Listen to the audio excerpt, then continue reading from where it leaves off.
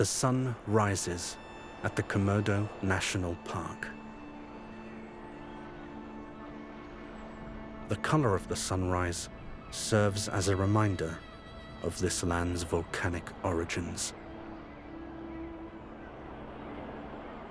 Origins dating back millions of years.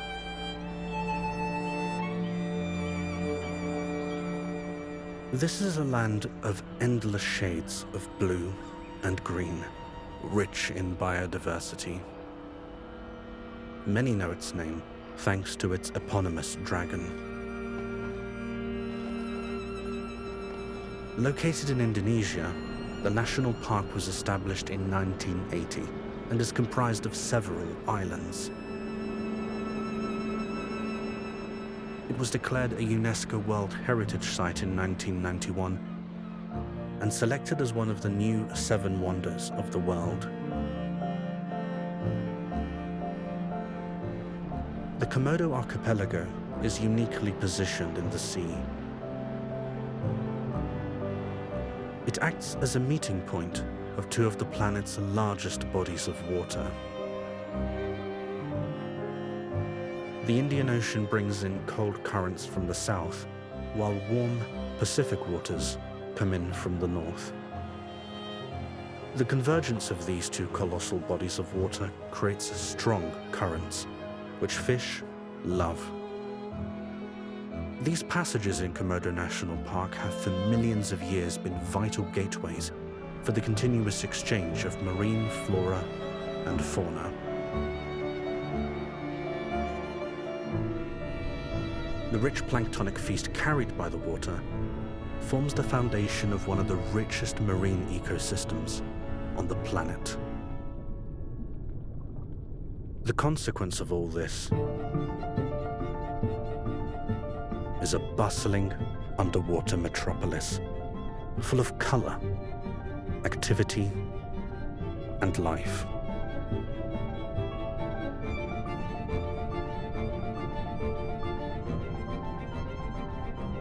A kaleidoscope of color and movement paints the reef.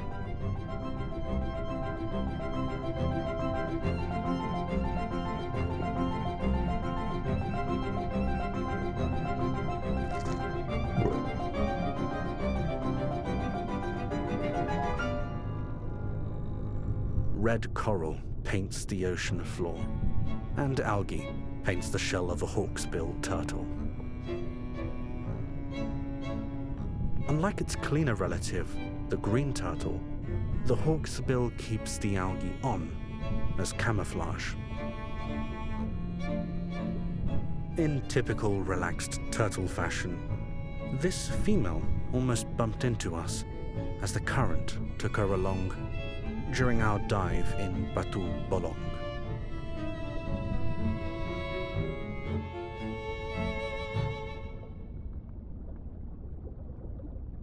This is a broad club cuttlefish. At first glance, it may look docile, but looks can be deceiving. As the second largest species of cuttlefish in the world, it needs to be especially good at blending in with its surroundings.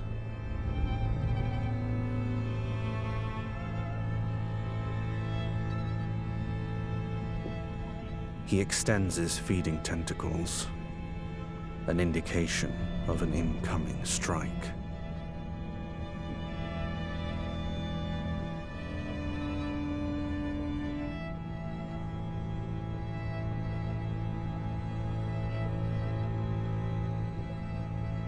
Or that would have been the case, if not for a little indigestion.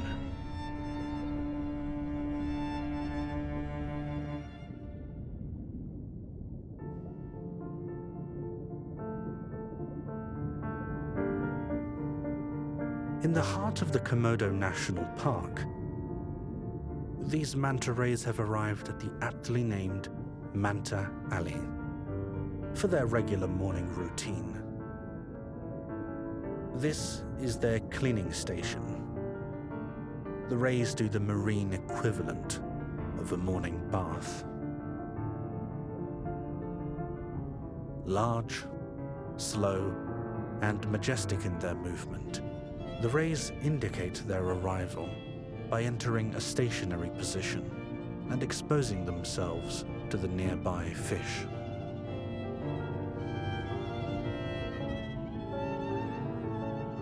Gill scrubs, tail reflexology, wing therapies, and cephalic lobe facials all must be provided. However, this isn't just a free spa for the manta rays. This is also where they come to socialize and build relationships with their own kind. As wrasses feast on the parasites, dead skin, and debris they remove from the ray's body, it may come with the odd tickle, a small sacrifice for a good scrub.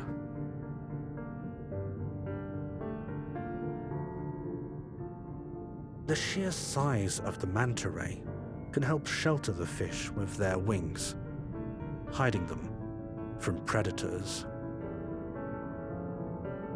This, undoubtedly, is a win-win situation and highlights the intricate webs of interdependence that sustain our ocean's organisms.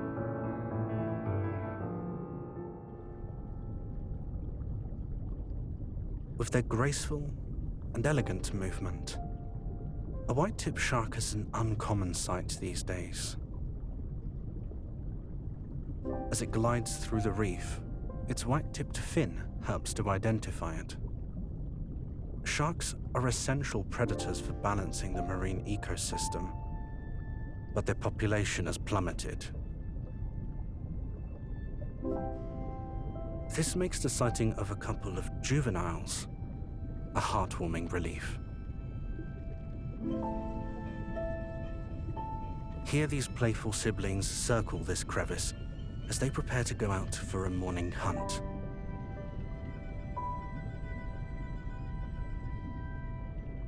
These pups are nearly a meter in length, around half the size they will reach in adulthood.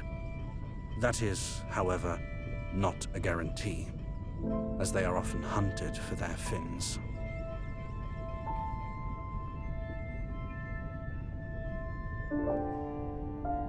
The many passages between islands in Komodo are particularly rich in life.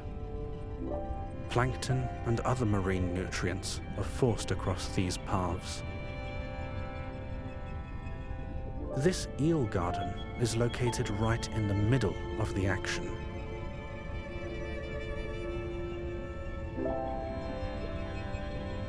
This densely populated garden is the result of a particularly strong current at the world-famous Shotgun dive site.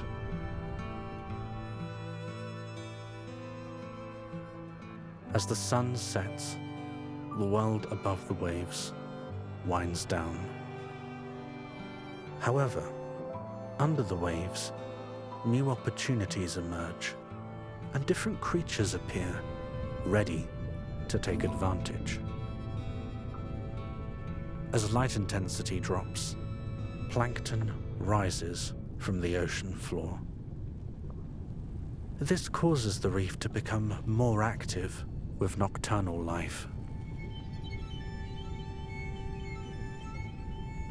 The longhorn cowfish is a quirky marine marvel.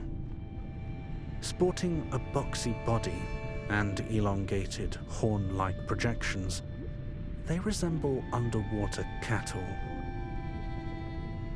Their horns have grown longer over thousands of years to prevent predators from swallowing them, and, like their terrestrial counterpart, also move leisurely. Its languid pace doesn't hinder its survival, thanks to a potent toxin it secretes from its skin.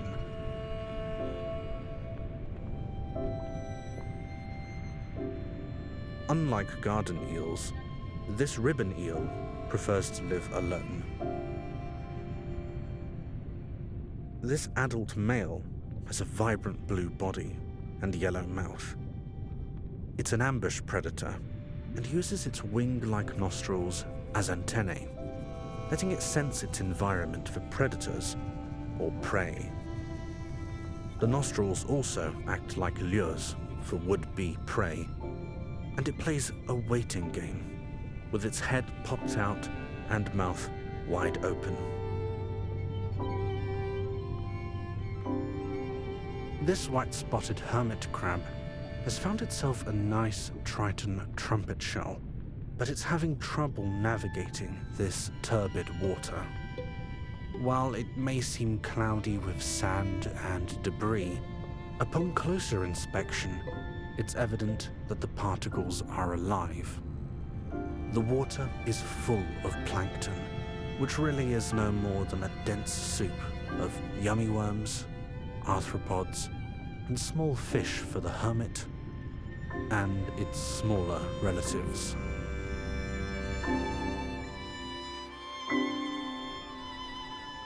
Indonesia is blessed to be one of the most naturally beautiful and diverse regions on the planet, both on land and under the sea.